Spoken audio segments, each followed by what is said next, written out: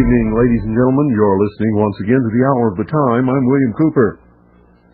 Well, last night, the worst scenario was almost realized. And I'm going to tell you about it in just a couple of minutes. First, I want to thank all those people who have already sent in your donation.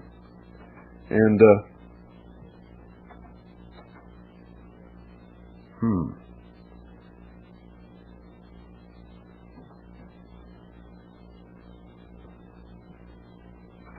I want to ask all of you who have not yet sent in your donations to please do so right now. The address is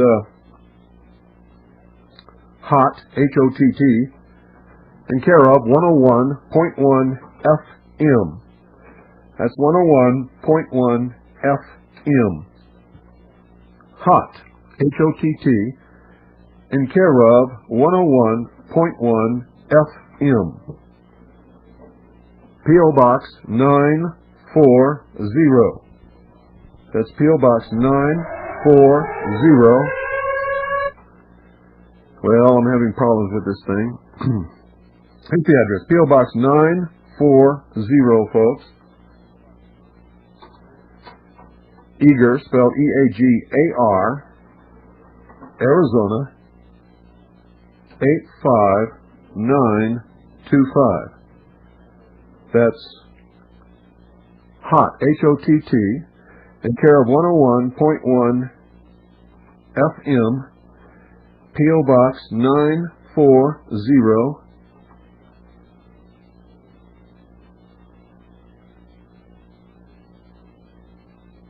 Eagar, spelled E-A-G-A-R, Arizona 85925.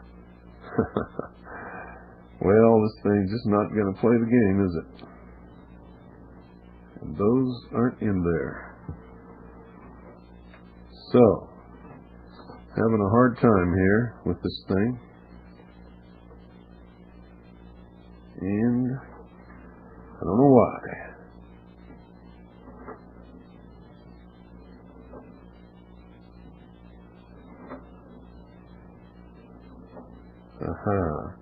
Now I know why.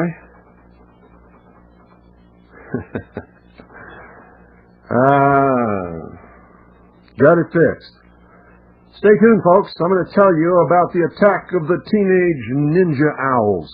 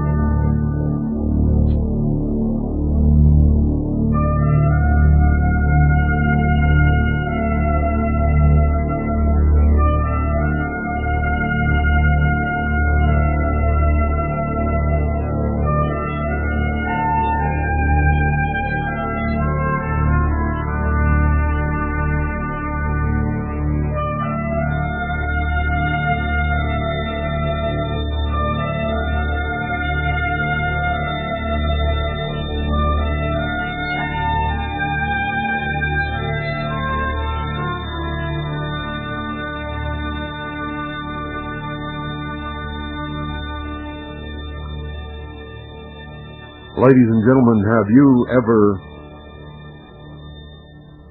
had an experience that just absolutely defies description? A happening that is a story, you know, will be with you for the rest of your life.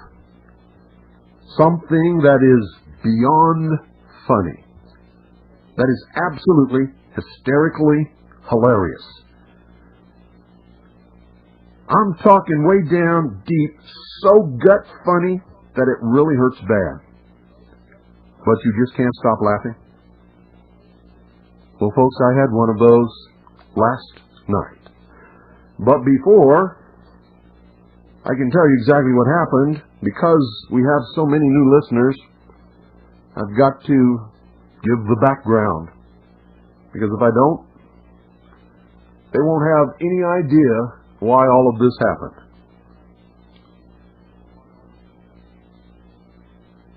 It all started in 1988 when I discovered that there is no law that was ever passed by Congress requiring me to file or pay the income tax. I was dumbfounded. In fact, I couldn't believe it. So I called the Internal Revenue Service and asked them to quote me the law passed by Congress that required me to file and pay the income tax. Now you can imagine my surprise, because I think you would have reacted in the same way, when they couldn't do it. They couldn't do it. So I began doing a lot of research in the law libraries around Southern California where I live, but I couldn't find any law requiring me to file or pay the income tax anywhere. I asked a couple of CPAs who were friends of mine who specialized in income tax for their clients. They couldn't tell me either.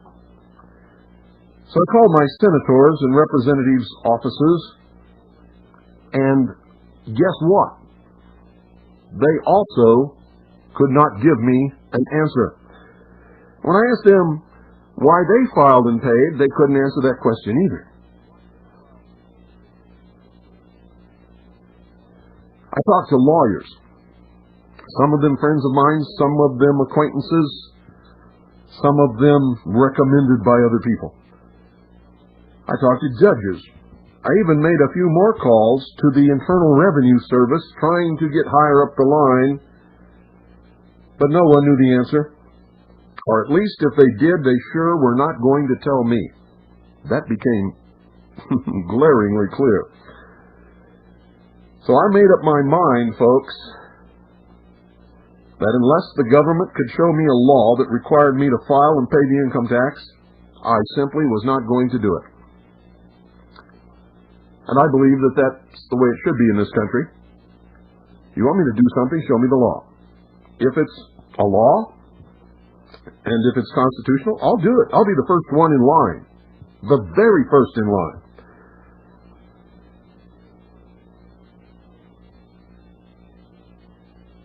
My stand was then, ladies and gentlemen, and it still is now, solidly upon the law. Solidly upon the law. If there is a law that requires me to do it, why can't anyone produce it, especially those in government?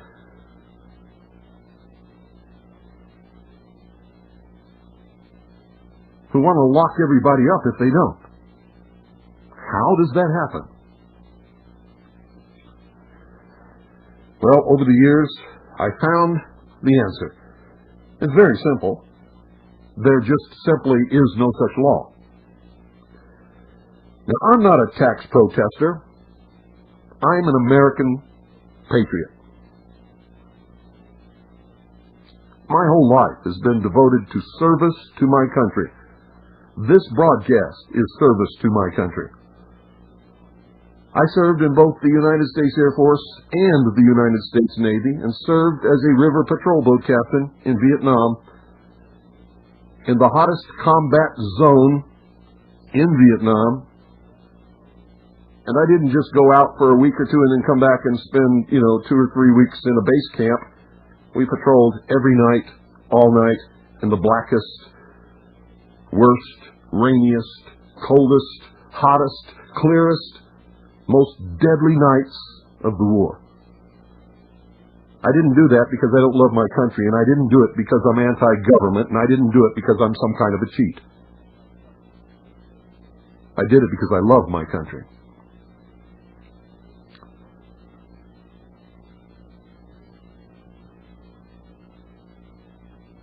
I've never made any attempt to cheat on any tax that I am constitutionally and lawfully required to pay. I pay all taxes that are due all the time, except one. The one that nobody can produce a law that requires me to file and pay, and that's the federal income tax. And until they do, I will not. And I have been telling them for years, I will not do it until you can show me the law that requires me to do it. And don't point to that little blurb in the Form 1040, which isn't even for you in the first place, and quote me that, because in the first place it's not a law. It's a regulation. And in the second place, it does not require anybody to file and pay. It quotes those made liable. And nowhere can I find a law that makes me liable. Or you, for that matter. I can't find a law that makes you liable either. I have never run, never hid, never made any secret about what I am doing. People have contacted me with money and escape routes and all kinds of stuff, trying to get me to go into hiding or leave the country, and I simply will not do it. Only criminals run and become fugitives. I am not a criminal.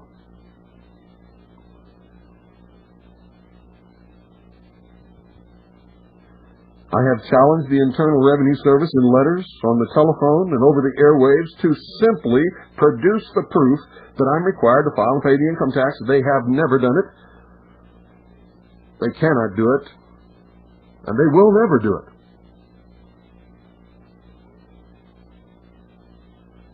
I have submitted reams, stacks of federal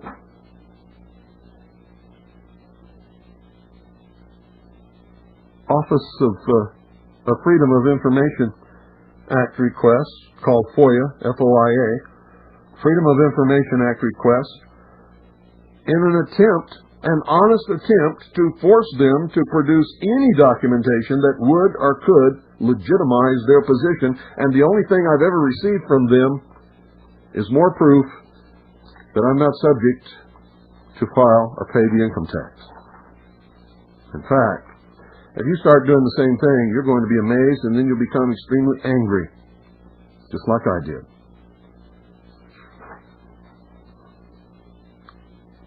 I began broadcasting the results of the FOIAs and my research, as you all know who have been listening to this broadcast for many years, on my international radio broadcast, The Hour of the Time, which you are listening to now, in conjunction with other research that proved beyond any shadow of any doubt that the federal government has gone way beyond its limitations and indeed has become despotic. And I don't just get on the air and say it. I prove it to you, document it, challenge you to prove me wrong, give you the places where you can go find the same documentation. I even admonish you to listen to everyone, read everything, believe absolutely no one, including me, unless you can prove it in your own research, and nobody else does those things for you.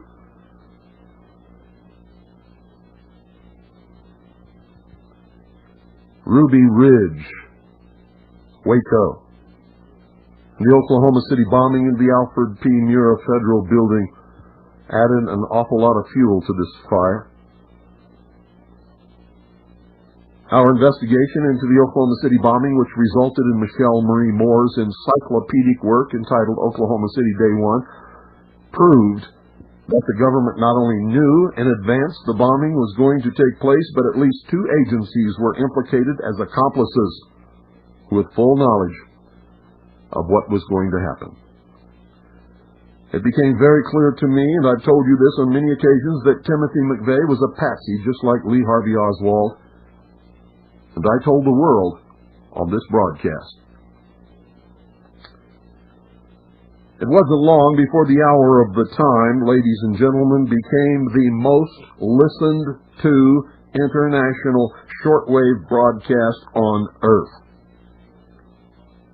Possibly even in history. And when I began to unravel the cover-up surrounding the Oklahoma City bombing, an awful lot of people in Washington, D.C. got really scared.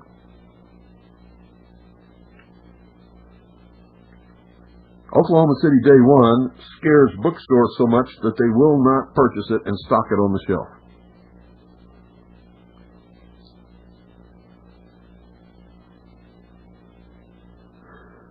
I identified the man the Federal Bureau of Investigation claimed did not exist as Michael Brescia, a government informant known to you as John Doe No. 2, who is currently serving a prison term for bank robbery.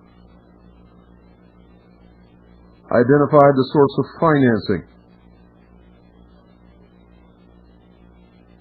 I identified the whole scheme, as a matter of fact.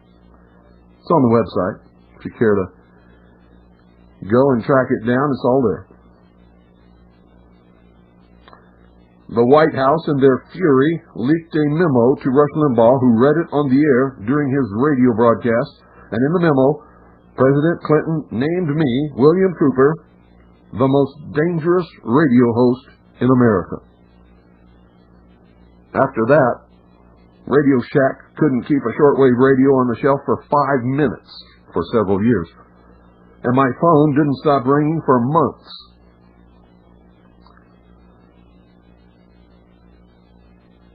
I discovered, ladies and gentlemen, that my FBI file was included in those in possession of the White House comprising the scandal known as Filegate. And it wasn't just 500 files they had. They had over 2,000 files on people that the administration considered enemies of the Clinton administration during those years. Well, a lot of people say, well, you must be a criminal if you had an FBI file. That's not true. You see, my FBI file began when I was a little boy, when I wrote a letter to J. Edgar Hoover on his birthday. I wished him happy birthday. I was a little boy. Anytime you communicate with the FBI in any manner whatsoever, a file is opened on you. If you submit a request under the Freedom of Information Act to have a copy of your FBI file sent to you, and there never was an FBI file, that request will open one. My file was expanded when I was in the Air Force and was required to obtain a secret clearance. It was expanded even further when in the United States Navy I was required to obtain a top secret sensitive information compartmentalized security clearance.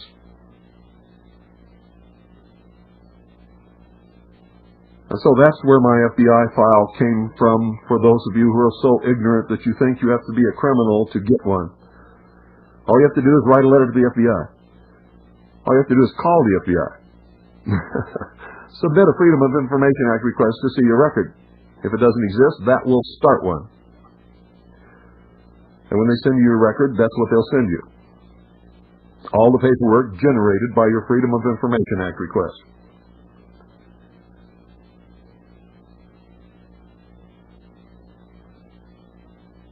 I also discovered that I had been targeted, not just me, but my family.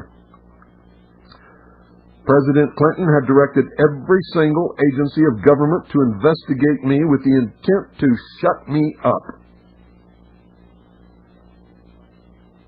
People began to call and ask me why the FBI, the Secret Service, the Bureau of Alcohol, Tobacco, and Firearms, and the Internal Revenue Service had all been to their homes asking questions about me. And many of you listening to this broadcast tonight know it's true because they came to your home.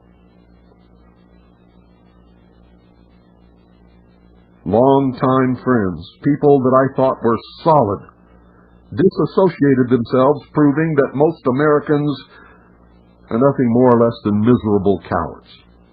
They knew I hadn't broken any laws and that I hadn't done anything wrong and that I was doing everything possible to uncover either the legality or the criminality of the federal income tax system.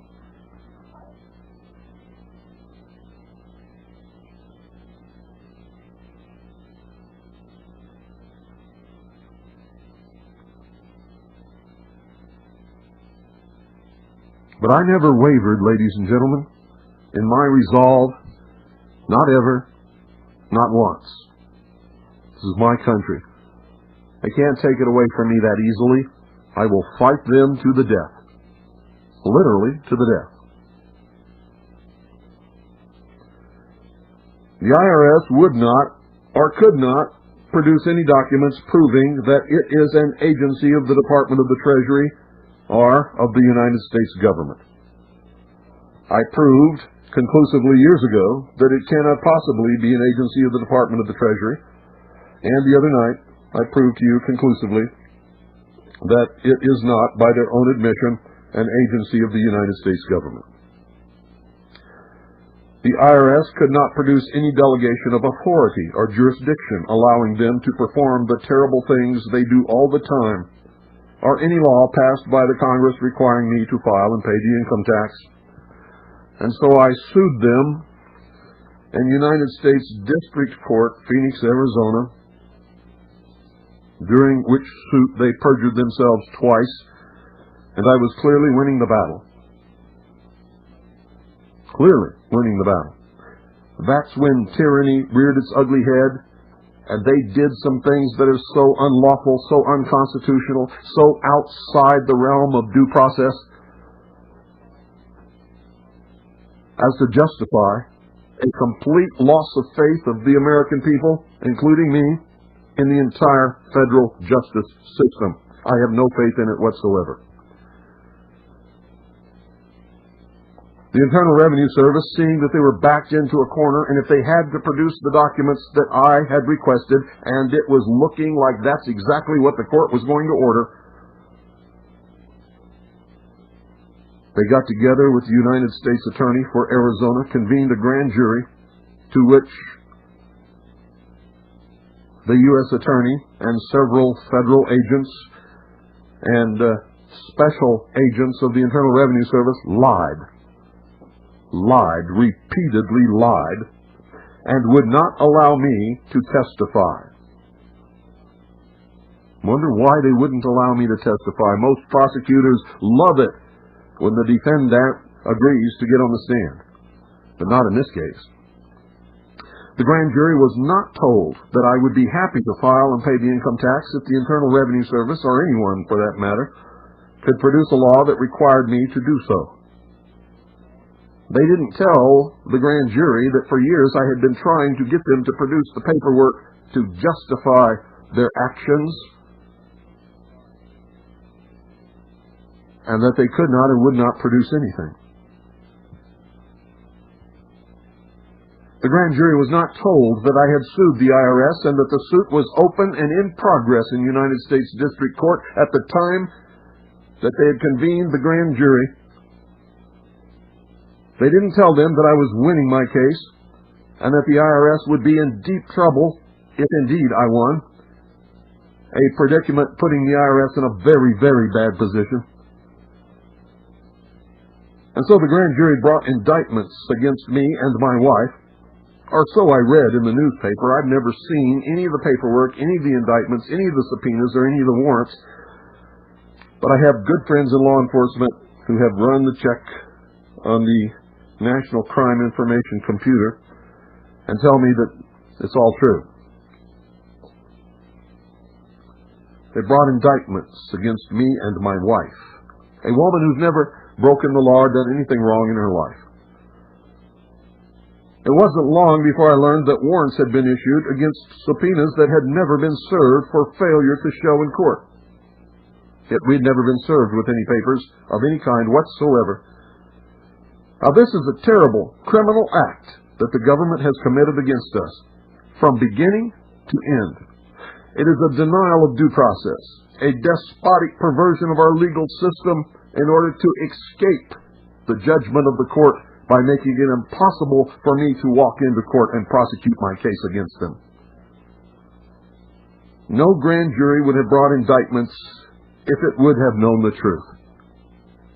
Not one grand jury in this nation, probably in the entire world, would have dared bring an indictment against us. Because of the warrants, I could no longer prosecute my legal action against the Internal Revenue Service due to the threat of arrest. You see, that was the whole purpose of the indictments. I sent a notice to the judge withdrawing my suit against the Internal Revenue Service since I could no longer make an appearance in court and if there was no judgment made, then I could pursue the same case at some later date. At the same time, I noticed the court in the filing of our change of address, and it's all there in the records of the court. Now, I don't know what happened because I never received any other communication from the court whatsoever. It is clear that they ignored the address change on record in the filing. But I can guess, ladies and gentlemen, from my research into what federal judges have done in the past when the government is losing a case, that the judge probably ignored my withdrawal and made a default ruling in favor of the Internal Revenue Service because I did not show up in court. Now, if that is indeed what the judge did, it represents another incredible injustice. In 1998, Federal Bureau of Investigation Special Agent Steve Fillerup, whom I knew, he's stationed in Pine Top. He's the FBI agent for the White Mountains. I talked to him on several occasions. He was always asking me questions about the militia, to which I replied he should join. Well, he never joined, and I never told him anything about the militia. But he came to see me one day in 1998, or at least he tried. He stood on the road below the house and shouted up that he had a letter for me. I refused to accept it. I told you all about this before. I told him that the legal system is corrupt and that we will not trust our lives to it. I informed him that we will not bow to tyranny and will defend ourselves with the force of arms if any government agent attempts to harm us. It is our right. I told him to tell his bosses in Washington, and this is paraphrased because I can't say what I really told him over the radio, that they made a big mistake. To my surprise, he agreed. His exact words, I can tell you. He said, "You know, Bill, I think you might be right." Exact words. In 1999, fearing for my wife and for my children, I sent my wife and children out of the country so that they can be safe from this tyranny. I remained because I will not desert my country and I will not run away from the battlefield. I have broken no law. I am not a fugitive. I will not run. My stance is completely upon the law. I am perfectly willing to die for this country and for what I believe if that is the only way to break Washington's tyrannical hold over the people of this country.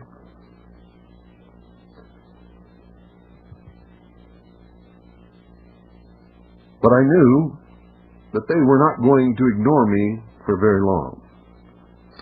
A few months ago, I got the word that FBI Special Agent Steve Fillerup had been transferred from the Pine Top office to some city up in Utah, and that he had been replaced by Special Agent Jay Rominger and Special Agent Doug Hansen. And I gave you that information on the air when I learned it. Ladies and gentlemen, replacing one FBI agent with two in a rural area like this is significant. This place has not grown that much, and there's not that much federal crime up here. In fact, we had a watch on Steve Fillerup all the time, and he did more driving around and sitting on his butt than he ever did any work. And these guys are going to be about the same way, probably. So there must be a reason they're here. I've also been informed that a lot of pressure has been put on these two new guys to bring me in. It's no surprise to me. I've been expecting it.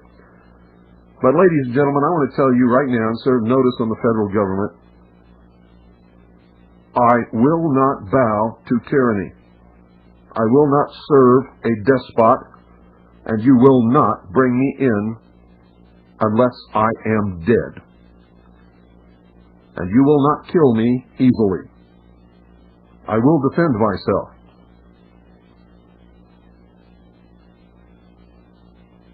And I think if you check my citations from the Vietnam War and my record from the Vietnam War, I don't think you're going to want to test that proposition. But if you must, then get it over with, as you tried last night. A couple of weeks ago, and I told you about this too, a United States Marshal began harassing my daughter and her mom again in an effort to get Jessica to cooperate with the government. He told her that the Internal Revenue Service had asked the United States Marshal Service to bring me in before April 15th, proving, once again, that the IRS knows it has no jurisdiction here. No powers of arrest, no power of subpoena, none of those things. And I have all the paperwork to prove it. They know I have that paperwork, and that's why they asked the United States Marshal Service to see if they have some fools working for them who are willing to come up here and get killed doing the dirty work for the criminal Nazi Gestapo jackbooted thugs of the Internal Revenue Service. You see, the United States Marshals don't have jurisdiction anywhere within the territorial boundaries of the state of Arizona either. And I've also proven that. I've sent all the proof to the Apache County Sheriff, the Chief of Police of the City of Springerville, the Chief of Police of the City of Eager, the Mayor of the City of Eager and Springerville, the Head of the Department of Public Safety, which is Highway Patrol, to all of those of you who don't have those things in your state. Highway Patrol and DPS is the same thing. So it's on record.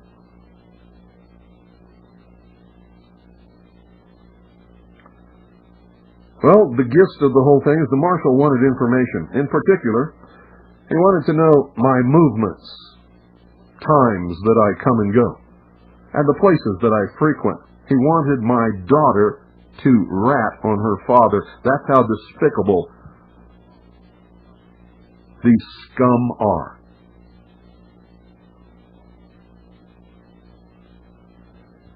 He also wanted her to draw the inside layout of my home, indicating where I sleep, and etc. Now, I can't tell you what she told him, but suffice it to say that he was very disappointed. So, ladies and gentlemen, I have been expecting midnight visitors for some time now.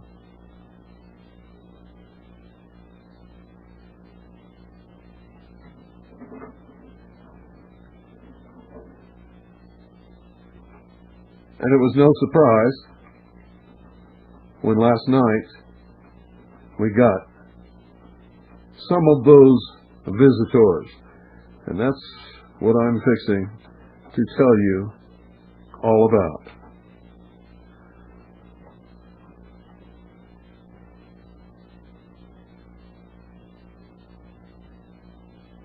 Now that you have the background,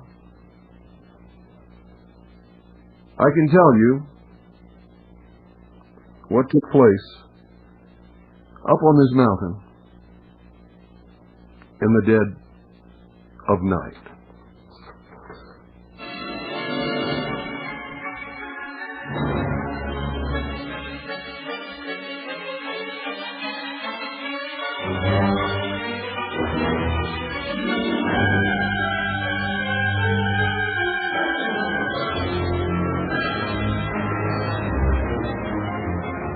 It started around 2 o'clock in the morning, folks, when several of the alarms that I have placed all around this mountaintop went off.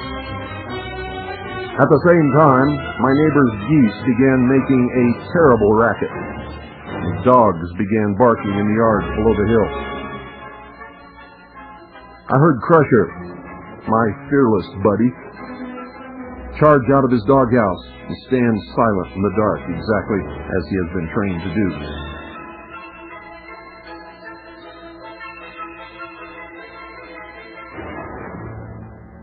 I scanned the hill with the night vision scope.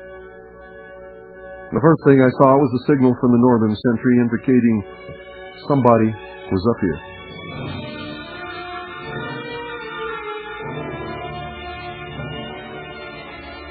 Pretty soon I was able to count 6 black-clad, armed men in a semicircle on the north side of the house, moving very slowly toward me.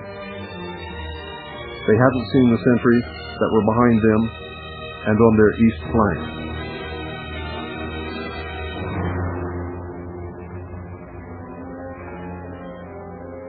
I slung the scope, picked up my rifle, grabbed 3 30-round clips, and very quietly exited to the south. You see, folks, there's no position that cannot be overcome. It is futile to bunker down in the face of an attack. You see, I fought a war, and so I know how to fight one. And they will find that I'm not like anyone that they've ever come against before, and some of them discovered that last night. I don't know who these men were. I don't know who they represented, and I'm not going to pretend to know. But they were a threat, they were armed, and they were coming for me. I moved silently around the hill just below the crest line to the east side of the house facing the door, the front door, at a distance of about 60 yards. And ladies and gentlemen, you're not going to believe this any more than I believed it when I discovered it. For an incredible thing happened. A most incredible thing happened.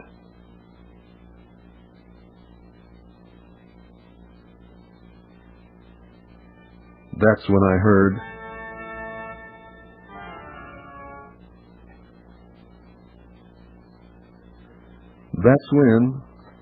heard ladies and gentlemen, the Hooters. Huh? Yep, that's what I said. That's when I heard the Hooters.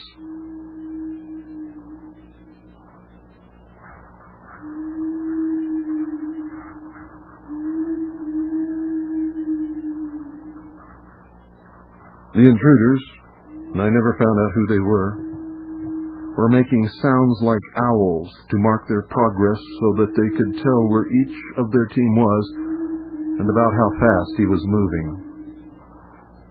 It was pretty spooky to hear that, floating across the top of the hill on the breeze. At least, that's what I thought they were doing. That's what it seemed like to me, but it was ludicrous. It sounded like we were being attacked by a herd of owls. The one farthest west would hoot, followed by the next man to the east, and then the next, until all 6 had indicated their position, then a pause, and then it would start all over again.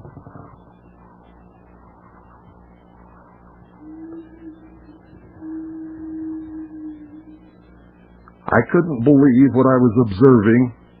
I still find it very difficult to understand how anybody thought they were going to get away with such a thing. It was just so stupid. It occurred to me that they must have been city boys to even imagine such a thing. I could see the sentries behind them in the scope as they moved toward the house, weapons at the ready. This was too good to be true. We could have massacred them, but not one of us wanted to ever have to hurt anyone if we didn't really have to do it.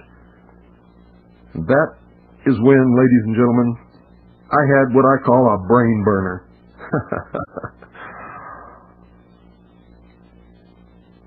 You see, I began, ladies and gentlemen, to hoot too.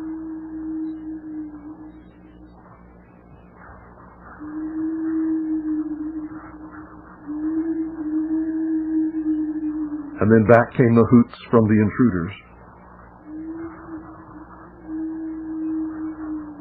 A few minutes later, the sentries caught on, and they began to hoot, just like owls. It was the most incredible thing I ever heard.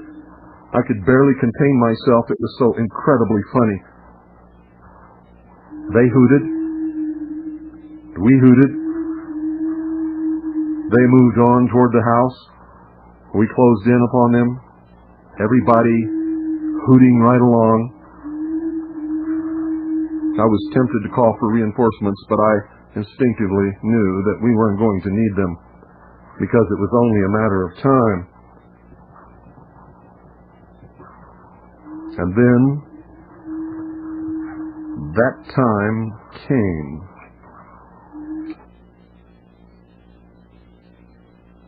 Everybody stopped dead in their tracks. It was so quiet I could hear my own heartbeat. And our visitors began looking around in full-blown panic. They had finally counted the hoots. And there were 4 more than there should have been, coming from places where no one was supposed to be, at least no one of them. I could imagine their shock, can you? And the rest of this is going to be incredibly hard for me to do because every time I think of all of this, I begin to laugh. The man nearest the drive dove to the ground and found himself face to face with all 110 pounds of the most fearsome dog in Arizona. And the reason he dove to the ground, which I forget to put in the story on the website, is that either Crusher moved or he moved and caused the security lights to come on, all 600 watts of them, and lit up the whole top of the darn mountain. Scared the hell out of him. He hit the dirt right in front of Crusher. Well, Crusher was on his cable. And when the two came face to face, Crusher was only about 3 inches from his nose. Crusher, my faithful Crusher, who'd been silently watching and waiting, erupted into a mouthful of snarling teeth just inches away. If he had been 3 inches closer, the man would not have a face to this day.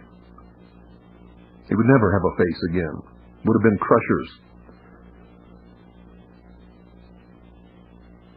I can tell you, Michael Jackson's moonwalk is absolutely nothing compared to what that man did on his belly to get away from that dog.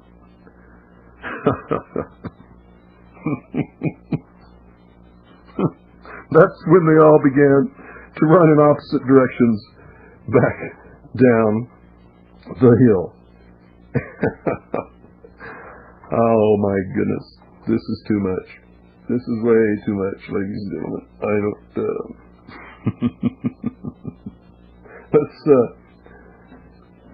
Let's see what we can do here to give me a break to recover my composure. Don't go away. I'll be right back.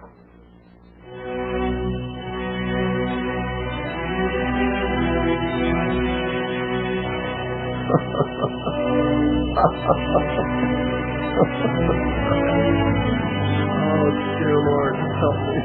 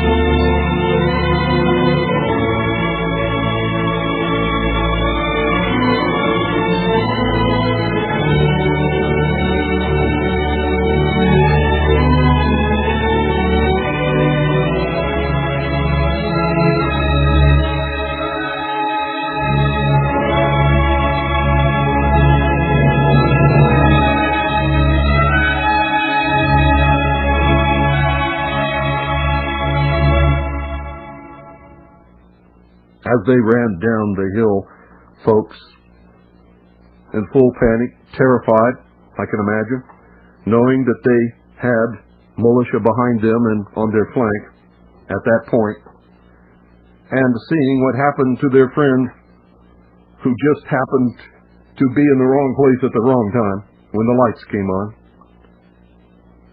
Geese honked, dogs howled, and pandemonium reigned for at least, I'm not going to make it, 20 minutes while they made their escape. The noise probably woke everyone. In fact, I have no doubt the noise woke everyone within a quarter mile at the bottom of the hill. The sentries and I sank to our knees in violent fits of laughter.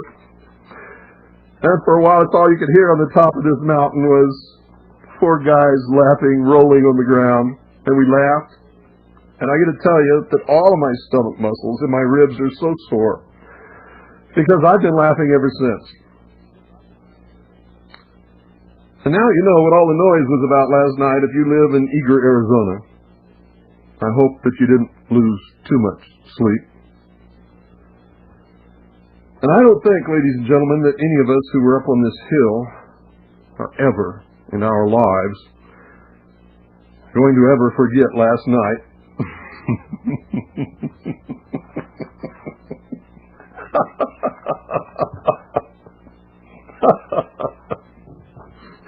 And I don't think anyone will ever be able to convince any of those guys, whoever they were, to come back up here ever again.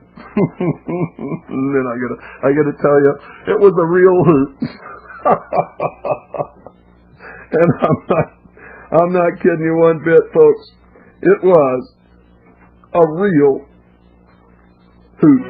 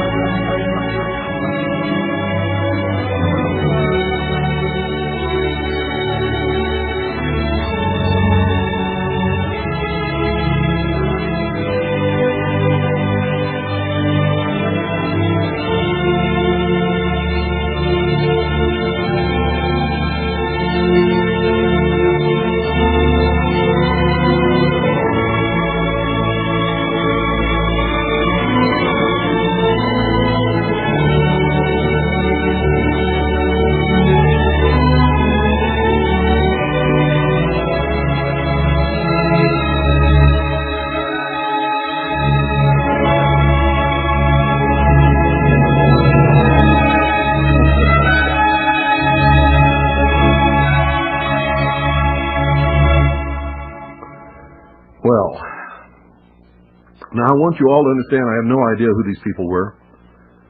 Not at all. All I can tell you for sure is they were not from any law enforcement agency in Apache County. Patriots are everywhere here, and if they had come from any of the police departments or sheriff's department or DPS or anybody in Apache County, I would have known long before they ever got here. Patriots are everywhere in this county. Everywhere. If you live in this county, don't make the mistake of thinking that patriots don't know what's going on. They do. Always. I don't know if they were state, federal, bounty hunters, or just a bunch of fools thinking that they might get a reward. I will tell you this, though. They did the right thing, and I thank God that they had control of themselves, because if any one of them had fired any weapon, we would have had to kill them all. And it would have been very easy. You see, 6 men outflanked and having their enemy to the rear of their position is in the most vulnerable spot that they could possibly imagine. And they had not fought anything out that far. I guess they thought we were just a bunch of dummies up here. Well, now they know we're not.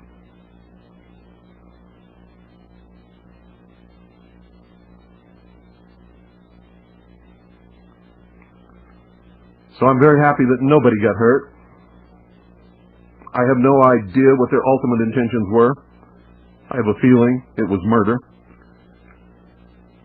But my intentions have never been of that sort and never will be. I will defend myself unless a civil war starts, and if a civil war starts, then I will go on the full-blown offensive and put to use everything I ever learned in Vietnam, which is what I did last night in my defense.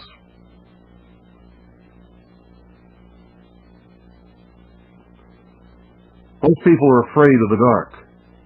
In Vietnam, the darkness became my bosom buddy.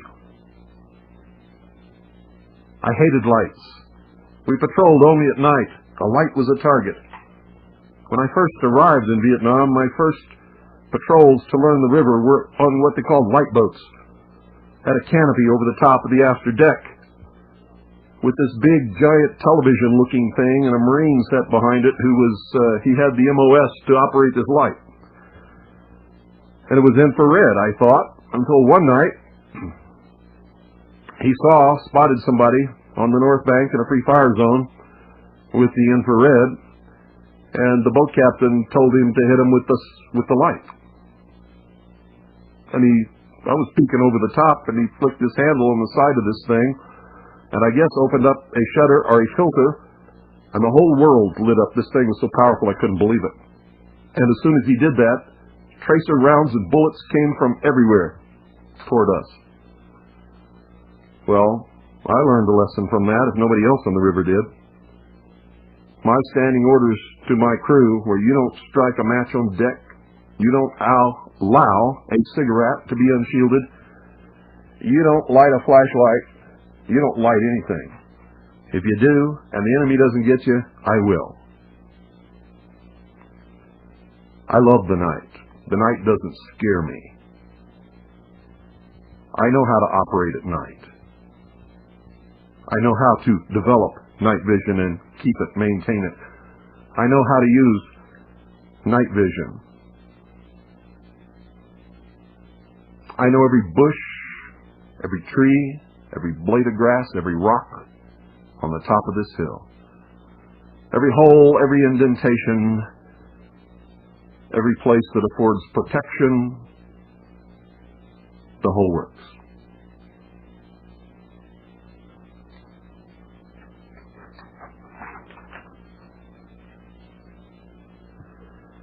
And so there you have it, the story of the attack of the teenage ninja owls. Took place right here last night on top of this hill between 2 and 3 a.m. this morning.